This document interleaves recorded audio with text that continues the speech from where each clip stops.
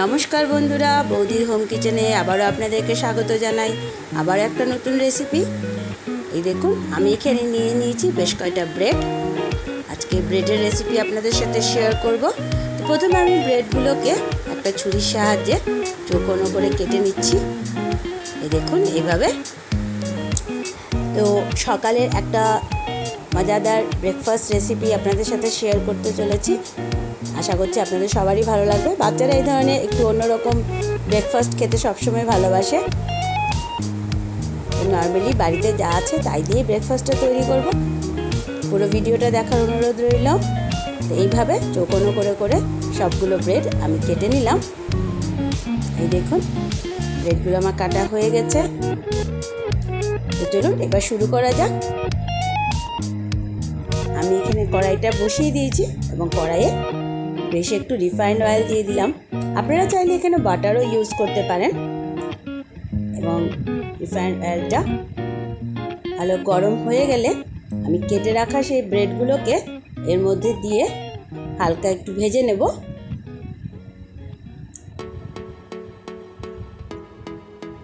আমি ব্রেডগুলো সব এর মধ্যে দিয়ে দিলাম এবং এগুলোকে আমি একটু হালকাভাবে ভেজে নিচ্ছি। তো বন্ধুরা, আপনারা যারা যারা আমাদের চ্যানেলটিকে দেখছেন অবশ্যই লাইক করুন, শেয়ার করুন আপনাদের বন্ধুবান্ধবদের সাথে। সাবস্ক্রাইব করলে অবশ্যই বেল আইকনটি প্রেস করতে ভুলবেন না। তার সাথে সাথে আমাদের চ্যানেলের শর্ট ভিডিওগুলো দেখতেও কিন্তু ভুলবেন না। সেখানেও আমরা ছোটোখাটো অনেক রেসিপি ছেড়ে থাকি। তো ব্রেডগুলো আমার হালকা ভাজা হয়ে গেছে। এবার আমি এগুলোকে তুলে নিব।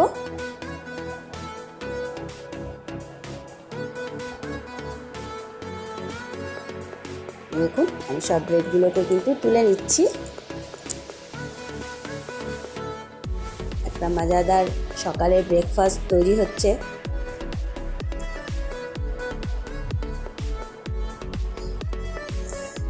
এবার এই একই কড়াইয়ে আমি আবারও 2 টেবিল চামচের মতো তেল দিয়ে দিচ্ছি। আর এই পর্যায়ে আমি গ্যাসের স্টিমটা একটু মিডিয়াম করে দেব, একদম হাই ফ্লেমে রাখবো না গ্যাস। এবার দিয়ে দিচ্ছি এখানে লাল শস্য। লাল শস্য নিশ্চয়ই সবের বাড়িতে থাকে, এখানে লাল শস্য দিয়ে দিলাম। এবার দিয়ে দিচ্ছি এর মধ্যে 2-4টে চানার ডাল। চানার ডাল আমি ভিজিয়ে রাখিনি, এমনি নর্মালি চানার ডাল অল্প একটু এখানে দিয়ে দিলাম। দিয়ে দিচ্ছি বেশ কয়টা কারি পাতা।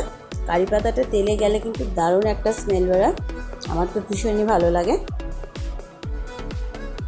এবার এই উপকরণগুলো হালকা ভাজা হওয়া পর্যন্ত ভেজে নিতে হবে। মাঝে মধ্যে একটু নাড়াচাড়া দিয়ে দিতে হবে যাতে পুড়ে না যায়, সুন্দর ভাজা হয়।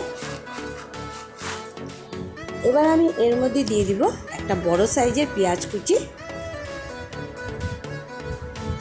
একটা বড় সাইজের পেঁয়াজকে আমি কুচি করে কেটে নিয়েছিলাম, সেটা দিয়ে দিলাম। এবার মিডিয়াম স্টিমে গ্যাসটা রেখে ভালো করে সব উপকরণগুলোকে একটু ভেজে নিতে হবে।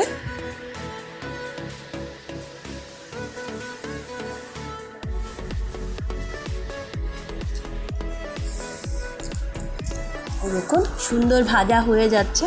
এবার আমি এর মধ্যে দিয়ে দিচ্ছি 1 টেবিল চামচ পর্যন্ত আদা রসুনের পেস্ট। আপনারা চাইলে অনলি ফর আদার পেস্টও দিতে পারেন। আমি একটু আদা রসুনের পেস্ট দিয়েছি। এবার আবারও ভালো করে এটাকে ভেজে নিতে হবে যাতে কাঁচা গন্ধটা না থাকে।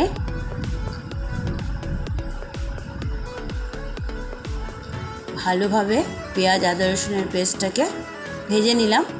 এবার এর মধ্যে দিয়ে দিচ্ছি কাঁচা লঙ্কা কুচি। আমি এখানে 3টে কাঁচা লঙ্কাকে কুচি করে কেটে নিয়েছিলাম, সেটা দিয়ে দিলাম।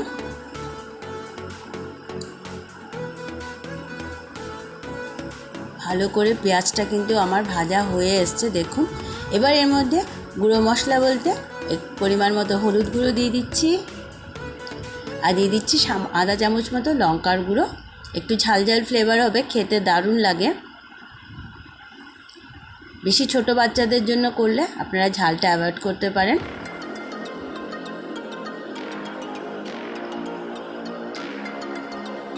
ভালো করে সব উপকরণগুলোকে মিশিয়ে নিলাম। এবার এর মধ্যে আমি দিয়ে দেব একটা টমেটো কুচি।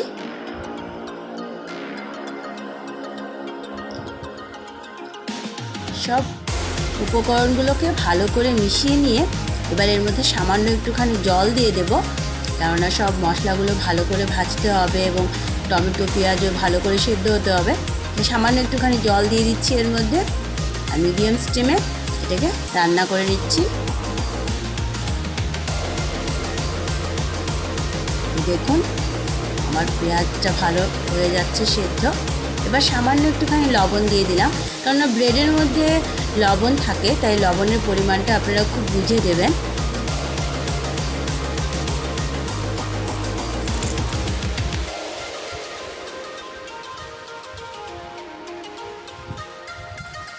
এই সময় যখন এটা এতটা সেদ্ধ হয়ে আসছে যে টমেটোগুলো বেশ নরম হয়ে গেছে, আপনারা খুন্তি দিয়ে চাপা দিলে দেখতে পারবেন টমেটোগুলো একদম সুন্দর নরম হয়ে গেছে।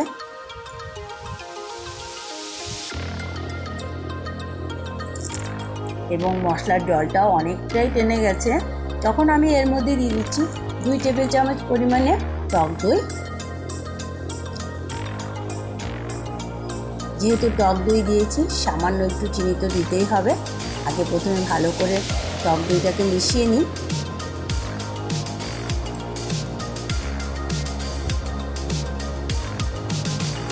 এবার সামান্য একটুখানি চিনি দিয়ে দেবো এর মধ্যে।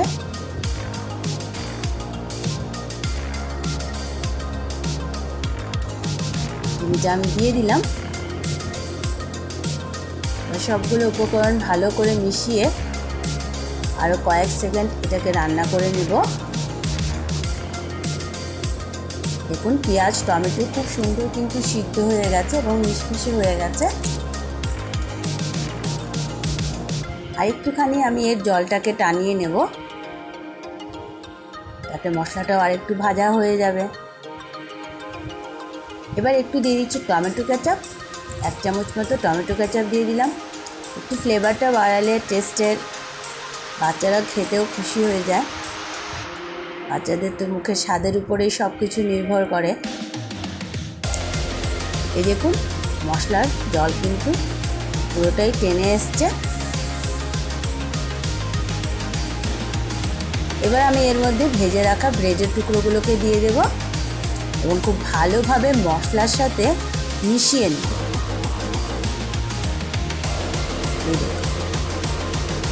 খুব ভালোভাবে মশলার সাথে মিশিয়ে নিতে হবে, যাতে পুরো ব্রেডগুলোতে মশলাগুলো লেগে যায় এবং মশলার রসটাও পুরো ব্রেডে ঢুকে।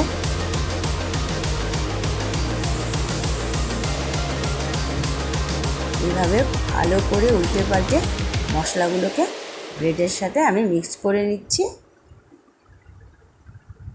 ব্যাস রেডি হয়ে গেল আমার চটপটা এই ব্রেডের ব্রেকফাস্টটি, একদম রেডি। মশলাগুলো সব ব্রেডের সাথে মেশানো হয়ে গেছে খুব সুন্দরভাবে।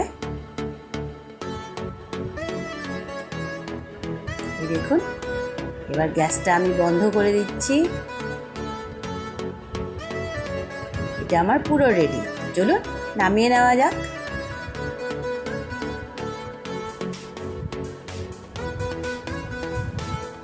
এই দেখুন আমার এটা রেডি, আমি নামিয়ে নিলাম। আবার দেখা হবে নতুন একটা ভিডিওর সাথে। ততক্ষণের জন্য ধন্যবাদ।